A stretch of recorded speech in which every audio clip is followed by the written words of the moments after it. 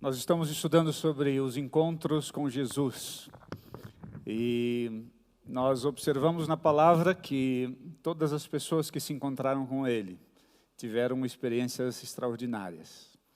As pessoas que se encontraram com Jesus tiveram as suas vidas transformadas. Aquelas situações difíceis que viviam foram transformadas.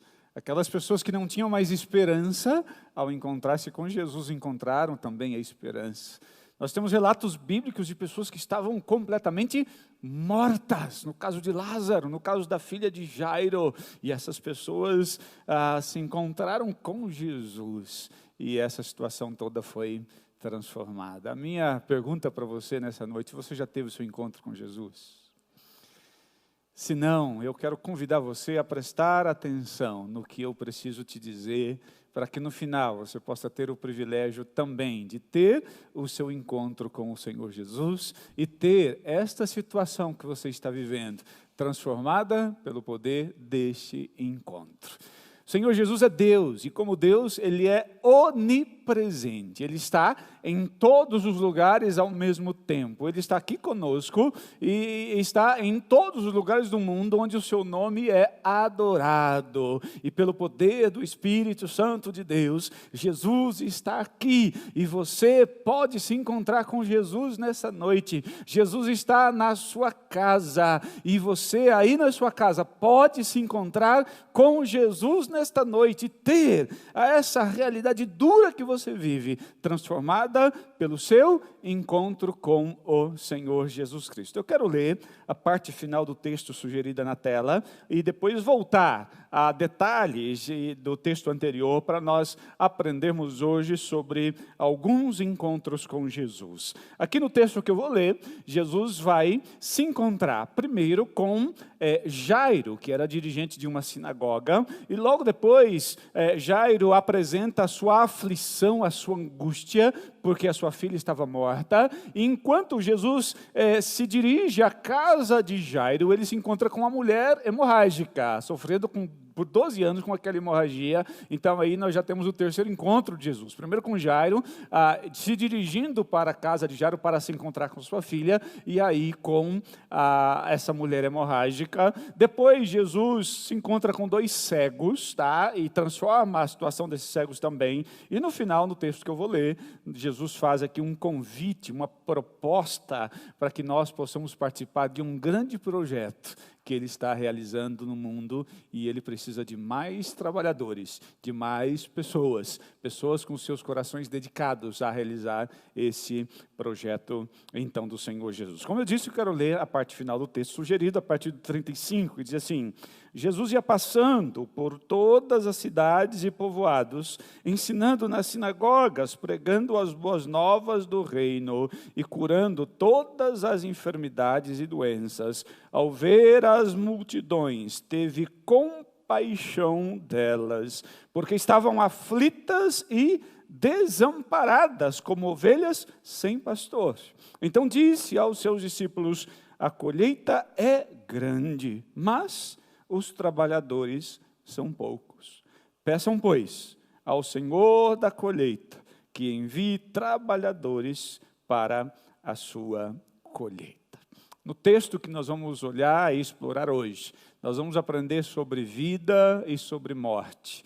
Nós vamos aprender sobre fé, a importância que Jesus dá à fé na realização dos milagres, dos grandes feitos. Nós vamos entender o que é incredulidade e o mal que ela faz como um empecilho para que o milagre de Jesus deixe de acontecer. Nós vamos aprender sobre o poder onipotente, né? ou melhor, dizendo de outra forma, a onipotência do Senhor Jesus em realizar coisas que para nós são impossíveis. E esta é uma palavra de esperança para você. Se você está vivendo algo que julga impossível de ser feito, de ser realizado, de ser resolvido, você vai hoje aprender sobre a onipotência de Jesus, ou seja, todo o poder que Ele tem sobre qualquer situação. Ele pode curar uma enfermidade, Ele pode levantar um morto, Ele pode fazer grandes coisas. Nós vamos estudar sobre isso aqui, né? Nós vamos estudar sobre todas essas coisas. Eu quero começar começar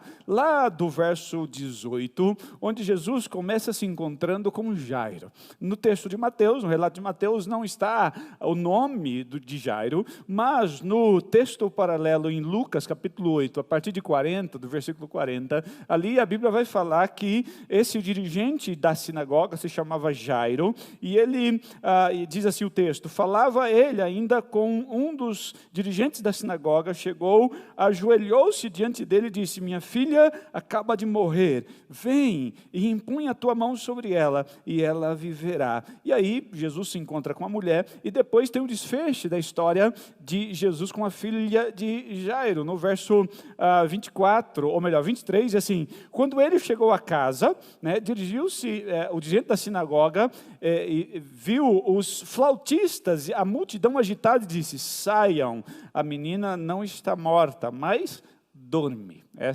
Esses são os dois primeiros encontros, primeiro com Jairo e depois com a sua filha. A posição de Jairo, a postura de Jairo, a Bíblia diz que ele viu Jesus, ele se ajoelhou diante de Jesus, ele confiou no poder do Senhor Jesus, e aqui já traz uma lição inicial para nós. Se nós ousarmos ter fé como Jairo teve, cairmos de joelhos diante do Senhor Jesus, confiando, Jairo diz: Senhor, a minha filha está morta, mas se o Senhor colocar a mão, ela vai viver, ela vai viver. E aqui nós aprendemos também sobre a vida e sobre a morte. Muitas vezes nós encontramos pessoas cujo coração ainda bate, cujos pulmões ainda respiram, mas dentro desse peito com o coração que bate, não existe vida, não existe a vida no verdadeiro sentido. E a impressão que dá quando Jesus diz que a menina não está morta, mas dorme, a impressão é que dentro daquela menina havia algo adormecido, havia algo que precisava ser despertado. Nós entendemos que a vida, uma pessoa viva é aquela que tem o seu coração batendo, que respira, que tem a sua pressão arterial em determinados números, mas vida é muito mais que isso. Ter vida é muito mais do que ter um coração batendo, ter um pulmão respirando, e muitas vezes nós olhamos ao nosso redor e vemos pessoas biologicamente vivas, mas as suas almas estão completamente mortas, os seus espíritos estão prostrados, e nós vemos isso todos os dias diante de nós.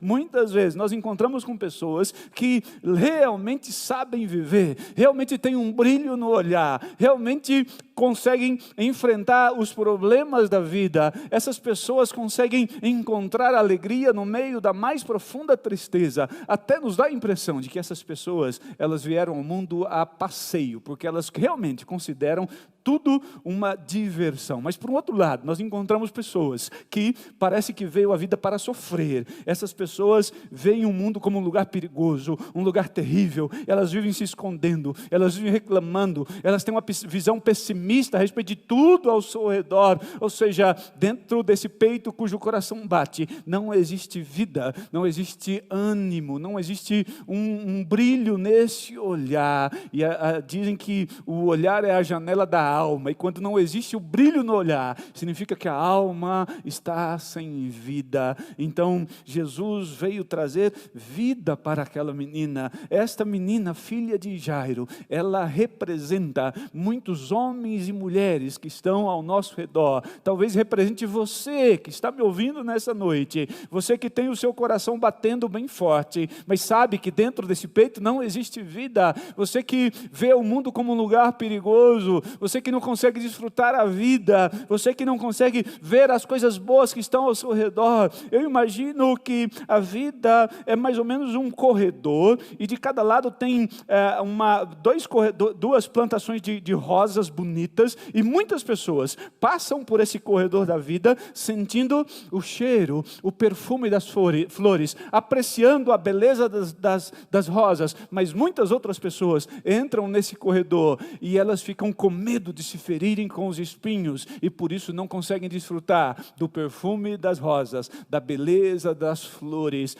Se você tem carência de vida aí no seu peito, Jesus Cristo quer se encontrar com você e da mesma maneira que Ele colocou vida de volta na filha de Jairo, Ele pode levar vida para você, Ele pode levar vida para o seu casamento, Ele pode levar vida para a sua família. Jesus veio para trazer vida. João 10:10, Ele diz o quê? Eu vim para que tenham vida e a tenham em abundância. A vida abundante que Jesus quer trazer para mim e para você é algo mais ou menos assim. Imagine um copo de 200 ml, né? E imagine um barril de 200 litros. Se eu colocar o líquido que tem no barril de 200 litros no copinho de 200 ml, esse copinho vai se encher e vai transbordar muitas vezes e muitas vezes. Por quê? 200 litros é muito mais que 200 ml. E essa é a vida abundante que Deus quer derramar hoje sobre a sua vida. Você que está pensando em desistir da vida, você que está pensando em desistir do casamento, não faça isso antes de se encontrar com Jesus. Não faça isso antes de se encontrar com Jesus. Lá na narrativa de Lucas 8, o evangelista diz que Jesus tomou aquela menina pela mão e disse: levante-se. E a menina ficou de pé. Esta é a palavra poderosa do Senhor Jesus Cristo. E esta é a mesma palavra poderosa do Senhor Jesus, que Ele quer cravar no seu coração. Você que está caído, você que sabe que já não tem mais vida, talvez teve vida um dia, talvez você teve um brilho no olhar, mas as coisas pesadas da vida, as dificuldades, elas foram apagando você.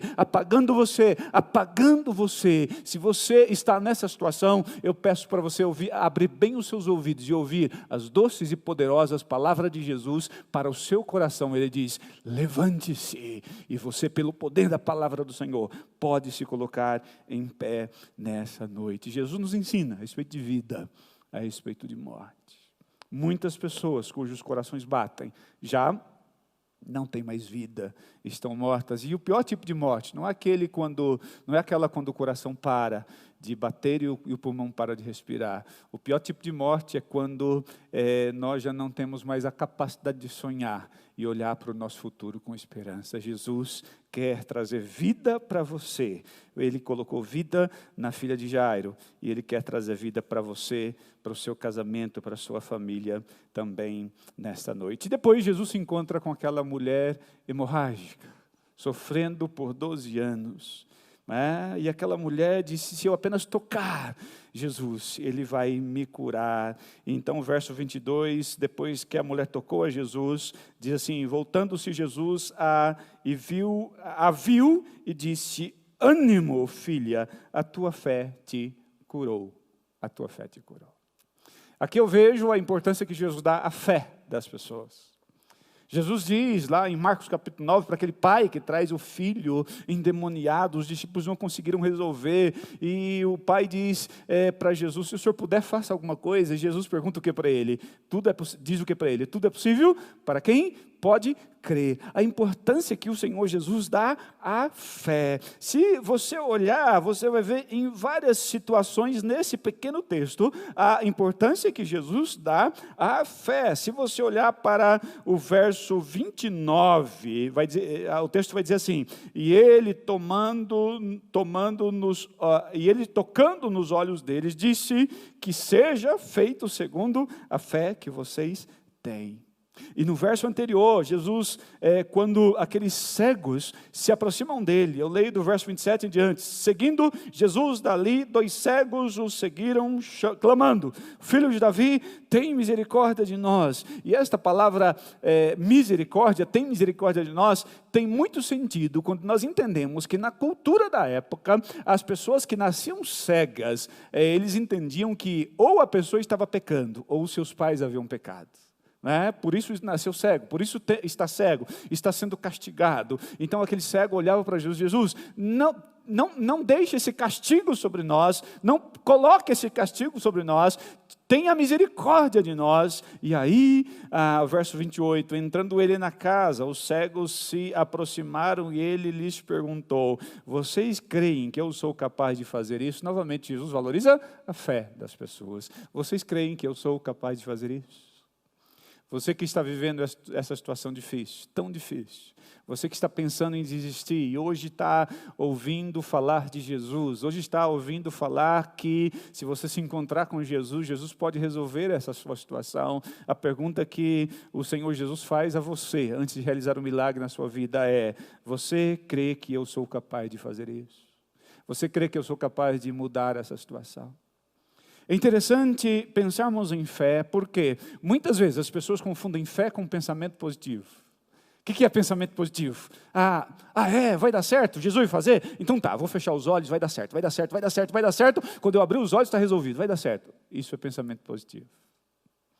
A fé, ela tem pelo menos 3 elementos importantes. A fé bíblica, ela tem um alicerce. Eu creio por quê? Porque eu tenho um alicerce, eu tenho múltiplas promessas de Deus registradas nas Escrituras Sagradas, eu tenho princípios, eu tenho preceitos sagrados do Senhor que servem como alicerce, e eu posso me basear nesse alicerce, me firmar nesse alicerce. E o segundo elemento da fé é, além do alicerce, eu preciso compreender tudo o que significa esse alicerce, eu preciso compreender o que significa todos esses princípios, todas essas promessas, como elas funcionam. Eu preciso compreender a ponto de crer que essas promessas são reais, crer que o Deus de ontem é o Deus de hoje e o Deus de amanhã. Eu preciso basear a minha fé nesses princípios, compreendendo todo o projeto de Deus para mim, compreendendo que o que Jesus quer não é apenas curar uma enfermidade, Ele quer a minha vida, Ele quer perdoar os meus pecados, Ele quer uma vida de paz,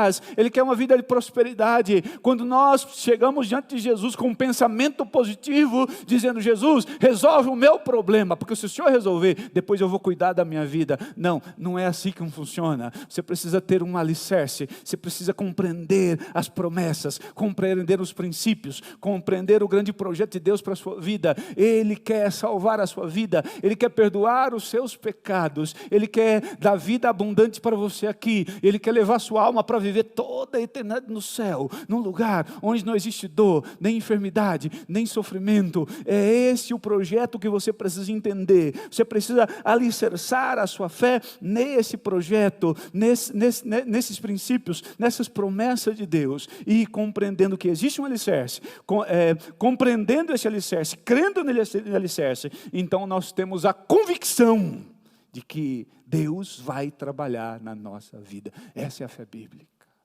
O outro é pensamento positivo. Pastor, eu estou com um problema financeiro, eu tenho fé que Jesus vai resolver, mas Jesus quer saber se você compreendeu o projeto dele.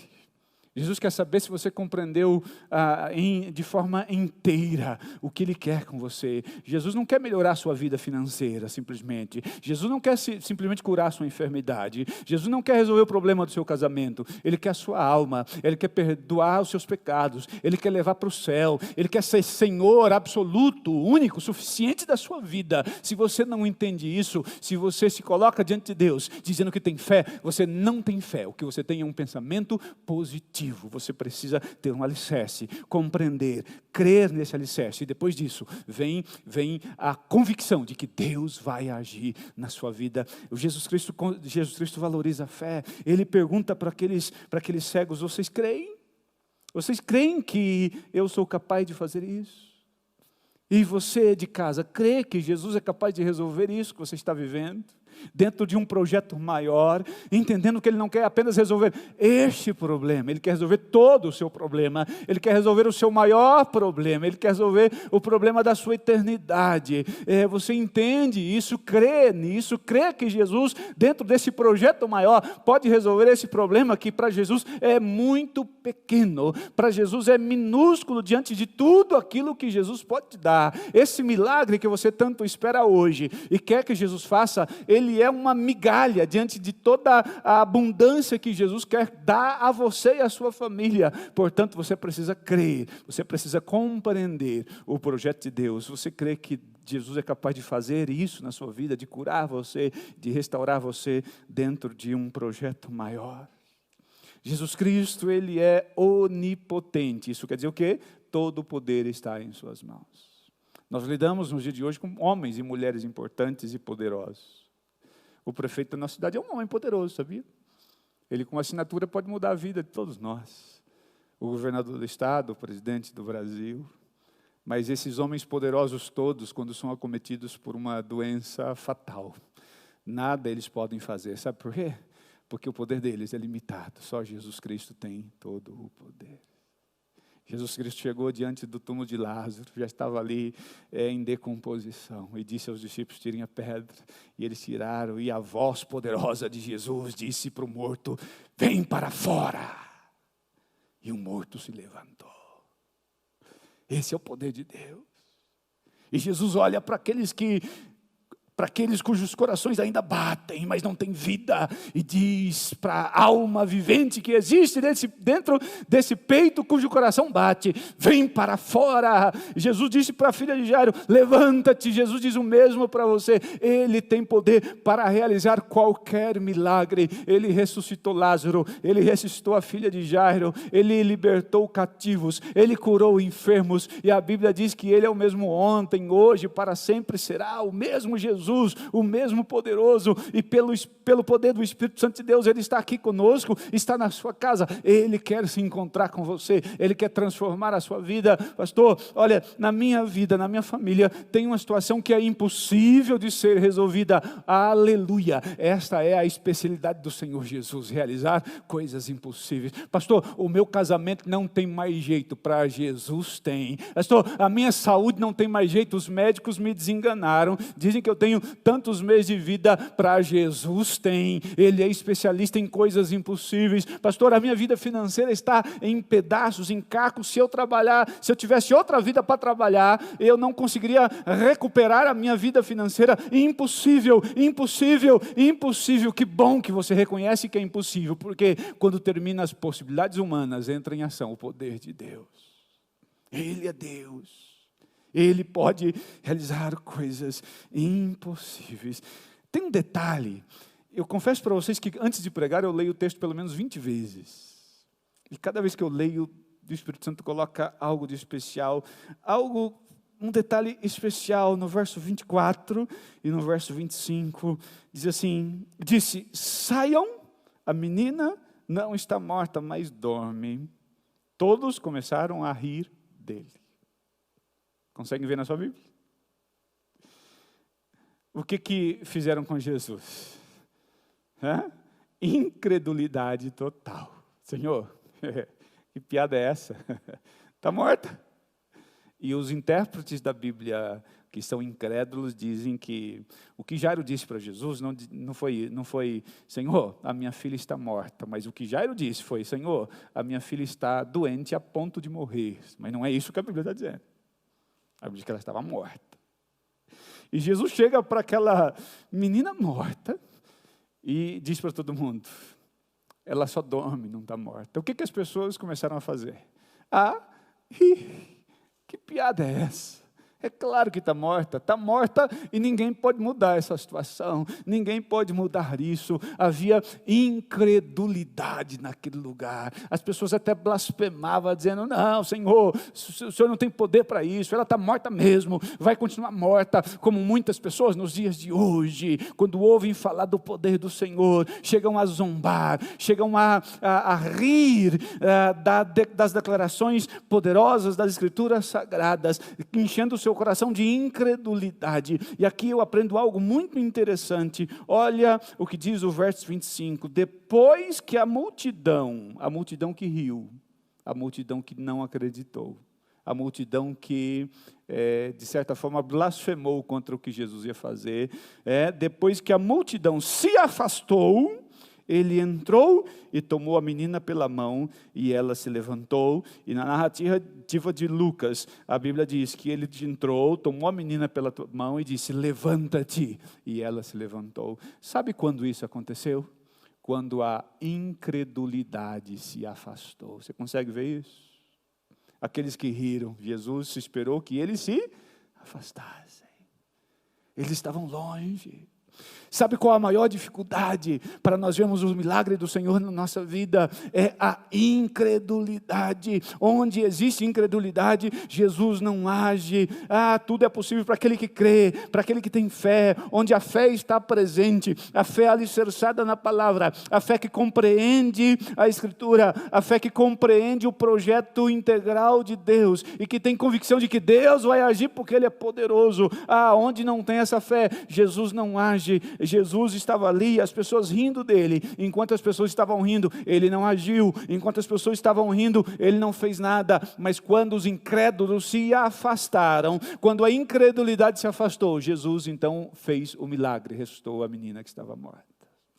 Será que o que está impedindo você de receber grandes coisas do Senhor não é a sua incredulidade? Será que não é a sua falta de fé? Será que você não está confundindo fé com pensamento positivo? Jesus age quando a incredulidade sai. E talvez nessa noite você queira compreender o que é a fé cristã. Talvez nessa noite você queira compreender e se entregar a essa fé cristã. Uma fé que também é racional, que exige compreensão, que exige exame, que exige estudo da palavra, para que essas promessas sejam cravadas em seu coração, em sua alma, em sua mente e alicerçados nela. Você possa ter essa convicção de que Deus vai fazer, de que Deus vai agir. Mas o que nós entendemos é que onde existe incredulidade, Jesus não age, Jesus não age. Então, faça um favor para você mesmo, se você quer ver as maravilhas de Deus, livre o seu coração da incredulidade. Livre o seu coração da incredulidade. Encha o seu coração de fé. Porque onde há fé, Jesus, Ele age e age com poder. Por todos os lugares do mundo onde ainda existe fé bíblica verdadeira, existe milagre da parte do Senhor Jesus. Em muitos lugares do mundo, onde ainda existem pessoas que creem de todo o seu coração na onipotência de Jesus Cristo, existem pessoas curadas, existem casamentos restaurados, existem pessoas que são tiradas da lama e colocadas no lugar dignos, existem transformações extraordinárias. Em todo lugar onde existe fé neste mundo, existem milagres extraordinários. Onde não há fé, não há milagres. Onde há incredulidade, Jesus não age. No verso 36, a Bíblia diz assim: ao ver as multidões, teve compaixão delas, porque estavam aflitas e desamparadas. Você já esteve aflito por alguma situação? Sabe aquela inquietação na alma? Aquele aperto no peito, a gente não consegue comer, tem um nó na garganta, nada desce, a gente vai para a cama, não consegue dormir, é uma perturbação, a alma está agitada, a mente está agitada. Jesus diz assim, eu vou repetir para você: ao ver a multidão, teve compaixão delas, porque estavam aflitas, estavam assim. E a palavra compaixão é muito interessante, porque ter compaixão de alguém é entrar no sofrimento dela. Ter compaixão de alguém que está preso é cuidar dessa pessoa como se você estivesse preso também. Ter compaixão de alguém que está sofrendo uma enfermidade, orar, interceder por ela, entrar nos sapatos, na pele dela, como se você estivesse enferma também com a mesma enfermidade. Jesus teve compaixão. As pessoas estavam aflitas, estavam sem vida. O coração batia, mas não tinham vida. Eles tinham um pensamento positivo, mas não tinham fé. E por isso estavam aflitos. Jesus disse que as pessoas estavam aflitas e desamparadas, como ovelhas sem pastor. Quando eu vejo a palavra desamparado, eu penso em uma criancinha recém-nascida deixado a si mesma, aos seus próprios cuidados, desamparado. Ela não tem condição de estar sozinha, ela precisa de cuidados. Uma criança recém-nascida deixada ao seu próprio cuidado, ela não vai sobreviver, ela vai sofrer, ela precisa de alguém, ela precisa de um colo, precisa ser acolhida, precisa ser alimentada. E Jesus está olhando para essas pessoas cujo coração bate, mas não tem vida, pessoas que têm pensamento positivo, mas não têm fé. Essas pessoas estão aflitas porque ainda não se encontraram com Jesus, elas estão desamparadas porque elas estão afastadas do verdadeiro pastor, que é Jesus Cristo. Jesus diz: olha, como ovelhas sem pastor, estão aflitas e desamparadas. E aí o convite que Jesus faz para mim e para você, ele diz assim: olha, a colheita. Então Jesus disse aos seus discípulos: a colheita é grande. No campo do desamparo está assim de gente. No campo da aflição está assim de gente. Cheio. A colheita pode ser extraordinária, grande, mas os trabalhadores são poucos. Isso comove o meu coração, porque a Bíblia é um livro mais atual, contrariando os filósofos da época. É mais atual que o jornal que vai sair amanhã. E a Bíblia está falando dos campos de desamparo, dos campos de aflição. Se nós olharmos para a sociedade em que vivemos, nós vamos ver que os campos da aflição estão cheios, e os campos do desamparo também. A indústria farmacêutica enriquece a cada dia, porque as pessoas tentam curar a aflição da sua alma com remédio, o seu desamparo profundo com remédio, mas não resolve. O convite que Jesus faz para mim e para você, e ele diz aos discípulos, verso 38, peçam pois ao Senhor da colheita, que envie trabalhadores para a sua colheita. Será que hoje juntos nós podemos orar e pedir ao Pai que mande mais trabalhadores? Para tirar do campo da aflição, campo do desamparo, para tirar da angústia profunda como instrumentos nas mãos do Senhor Jesus, para tirar pessoas do mais profundo lamaçal da imoralidade, conduzi-las a Jesus e ver essas pessoas se encontrando com Jesus e se tornando pessoas dignas, completamente dignas para a glória de Deus. Será que nós podemos orar juntos e podemos nos colocar à disposição de Jesus para trabalharmos nessa grande colheita? Será que nós podemos juntos olhar para o campo do desamparo, da aflição, e nos colocarmos como instrumentos do Senhor Jesus, para que essas pessoas saiam do campo da aflição, do desamparo, e venham para o campo do tempos de refrigério pela presença do Senhor? Será que nós podemos nos colocar à disposição do Senhor como instrumentos para tirar essas pessoas cujos corações batem sim, mas não têm mais vida, para, como instrumento do Senhor, conduzir essas pessoas a se encontrarem com Jesus e a passarem a desfrutar da vida em abundância que Jesus veio trazer para elas? Será que nós podemos fazer isso? Se você deseja se colocar à disposição do Senhor para fazer essa grande colheita, a colheita do campo da aflição e do desamparo, para trazê-los para o campo do refrigério pela presença do Senhor, eu quero convidar você para orar comigo agora. Você que quer algo grande do Senhor e sabe que Ele tem poder para isso. Você que até agora teve apenas pensamento positivo e confundiu isso com fé, e hoje você quer colocar a sua fé em Jesus Cristo, a fé bíblica alicerçada nas promessas de Deus. Você que quer viver e não conseguiu até agora, eu quero convidar você a também entregar o seu coração para Jesus e a fazer parte desse grande exército que vai fazer, conforme Jesus diz, uma grande colheita, Que colheita é essa? As pessoas, imagina, irmãos, nós entrarmos com o poder do Evangelho de Jesus Cristo em uma família destruída pelo pecado, em um casamento que está destruído pelo pecado, onde se vive aflição, onde se vive angústia, sofrimento constante, e vermos essas pessoas sendo tiradas do campo da aflição, do desamparo, para o tempo do refrigério pela presença do Senhor. Jesus nos convoca nessa noite para fazermos uma grande colheita. Qual é a sua resposta para o Senhor Jesus? Ele quer fazer milagres. Você crê? Você pode crer?